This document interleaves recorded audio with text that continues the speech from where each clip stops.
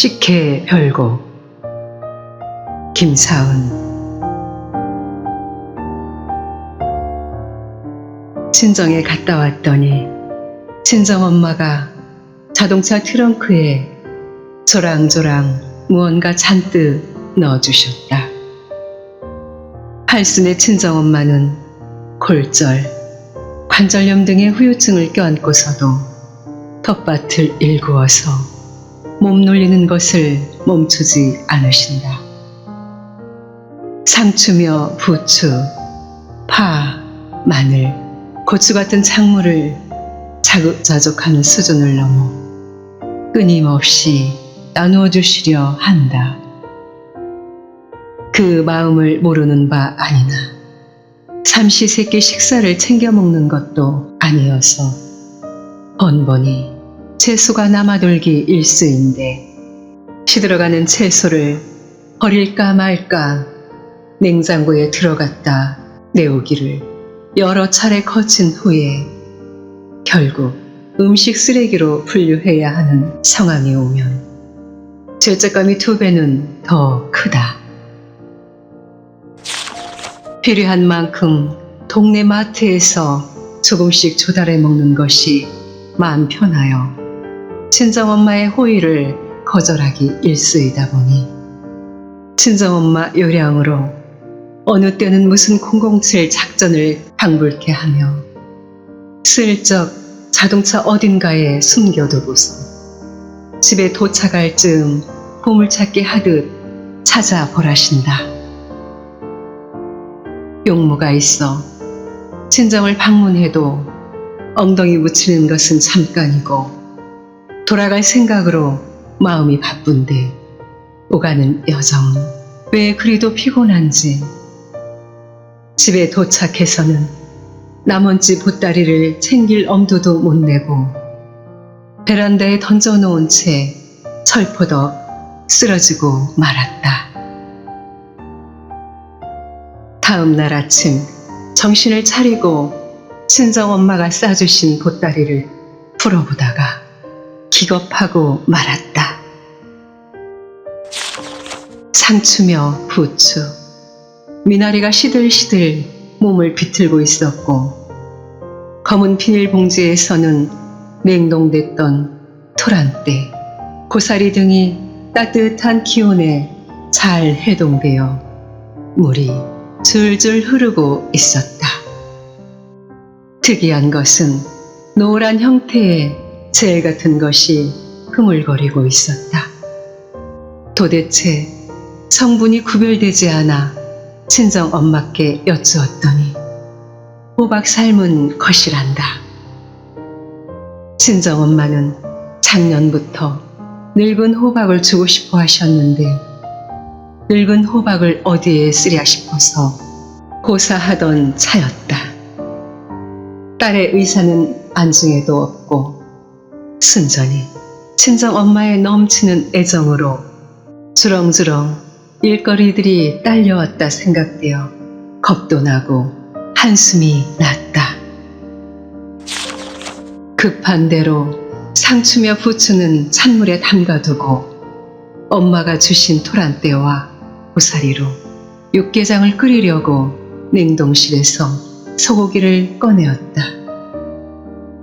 인터넷 뒤져가며 어찌어찌 조리를 시작하던 중 잘 끓고 있는 소고기 육수가 아까워서 급히 계란 몇 개를 삶아 소고기 자장을 추가하기로 했다. 일이 더 늘었으나 어차피 일 버린 김에 밑반찬을 하는 것도 나쁘지 않겠다 싶다. 문제는 호박이었다. 이미 해동이 충분하게 되어 다시 냉동하는 것은 좋지 않은 상황이어서 어떻게든 호박을 처리해야 했다. 친정엄마는 호박죽을 끓이라고 했지만 그보다 식혜를 하는 것이 좋겠다고 판단되어 부지런히 인터넷을 찾아보고 냉장고를 뒤져서 엿기름을 찾았다. 엿기름도 친정 엄마가 봉투에 둘둘 말아서 넣어주신 것이다. 고슬고슬한 밥이 있어야 한다기에 쌀을 씻어 전기 밥솥에 전원을 꽂았다. 제일 중요한 게 엿기름을 받아내는 일이라 하여 엿기름에 미지근한 물에 불리다가 28년 전 그 일이 떠올랐다. 결혼 이후 시어머니는 단 한 번도 나를 나무라거나 섭섭한 기색을 내비친 일이 없다. 이것은 실로 놀라운 일이다. 시어머니는 부잣집 맏며느리로 수십 식소를 거느리며 큰 일을 척척 해내신 분이니 일머리도 없는 며느리가 마음에 드실 리 만무하다. 그럼에도 불구하고 직장 다니느라 애쓴다. 애기 키우느라 애쓴다. 칭찬으로 넉넉하게 품어주신 분이다. 그런 시어머니가 명절 즈음 꺼내놓은 단골 화제가 하나 있으니 나의 실수담이다. 결혼해서 두 번째 맞이하는 추석쯤 장보러 가신 시어머니께서 아가, 식혜 해먹게 엿기름이나 씻어 놓아라 하셨다. 나는 엿기름을 한 번도 씻어본 적이 없기에 쌀을 씻는 것처럼 잘 씻어서 서너 번 물로 헹구고 아랫물은 버리고 엿기름만 고이 체에 받쳐두었다.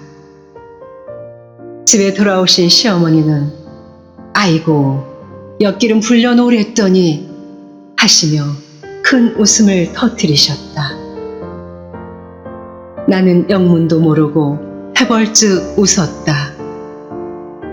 엿기름의 진국은 불린 물이었다는 것을 그날 알았다. 그 해 나의 실수 때문에 식혜를 먹지 못했지만 아무도 식혜를 찾진 않았다. 이렇게 나의 실수는 해마다 명절이면 가족들이 모인 가운데 웃음 소재로 자주 등장하곤 한다. 심지어 손이 신우가 참석하는 때면 웃음소리가 더 커지곤 한다.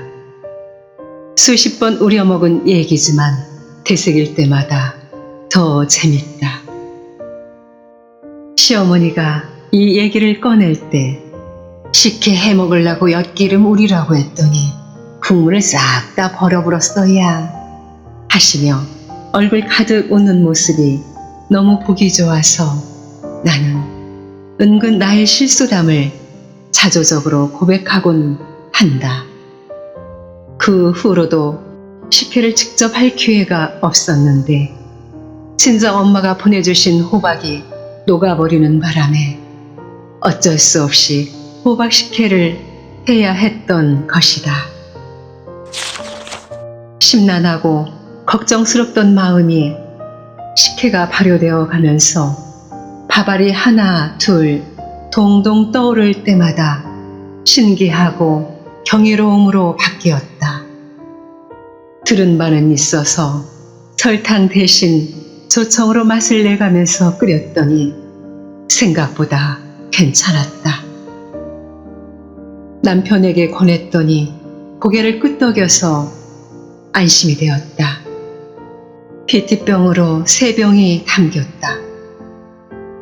시어머니께 달려가서 잣을 띄워 한 잔 올렸더니 맛있다 라고 좋아하셨다.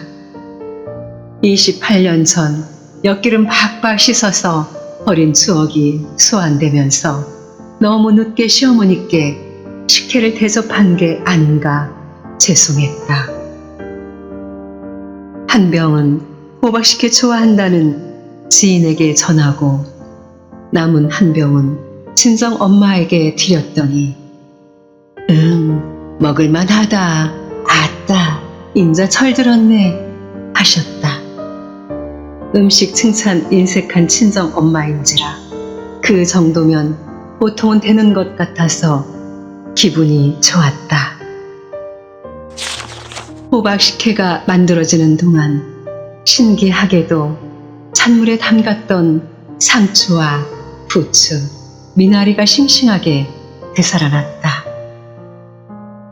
손을 놀리어 부지런히 부추 가득 담긴 상추 무침, 미나리 무침, 미나리 김치를 만들었다. 녹아서 흐물거리던 고사리, 토란대가 육개장으로 그럴싸하게 회복해서 개선 장군이 되었다. 급하게 시작했던 소고기 자장도 맛있게 조리되었다. 친정 엄마가 싸주신 비닐봉지 때문에 한숨으로 시작했던 1년의 조리 과정이 제법 그럴듯한 음식으로 되살아나서 기쁘고 고마웠다. 특히 시어머니께 식혜를 대접하게 되어 28년 전 엿기름 씻어버린 실수를 만회한 느낌이어서 위안이 되었다. 친정엄마 호박 때문에 시작된 부산한 하루였지만 참 의미 있는 시간이었다. 아직도 텃밭에서 일군 야채랑 옥상에서 말린 채소를 조랑조랑 비닐봉지에 담아서 챙겨주시는 친정엄마가 계시고 솜씨 없는 며느리 복도 드시며 식혜 한 잔도 맛있게 드시는 마음 넓은 시어머니가 계셔서 얼마나 감사한 일인가. 아이고 허리야, 어깨야. 주먹 쥐고 어깨 두드리는데 뭉툭한 손길이 어깨에 와 닿는다. 아들이 내 어깨를 주무르고 있다. 식혜처럼 잘 발효된 하루가 간다.